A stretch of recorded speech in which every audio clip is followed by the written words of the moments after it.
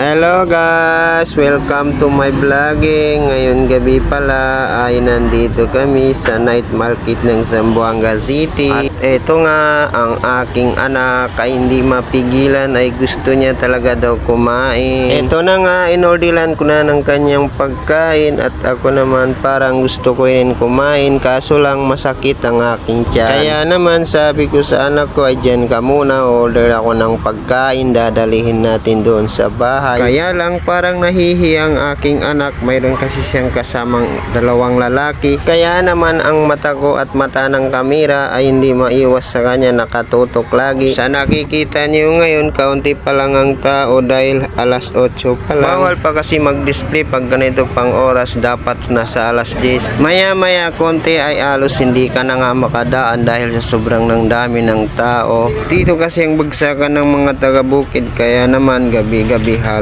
talaga maraming tao. Alam nyo ba guys, itong asawa ko ay hindi na ako inuutusan magpalengke gabi-gabi. Baka raw iba ang mabili ko, kaya hindi niya na ako inuutusan gabi-gabi. Kaya believe talaga ako sa mga babae, kung magmahal ganun talaga sila. Pero bago ang lahat mga boss, follow nyo po ang aking account, malaking tulong na po yan sa akin. At sana mga boss, hindi kayong magsasawa sumuporta sa akin. At dahil dyan mga boss, thank you for watching. Hanggang sa susunod natin pagkikita mga boss. Salamat.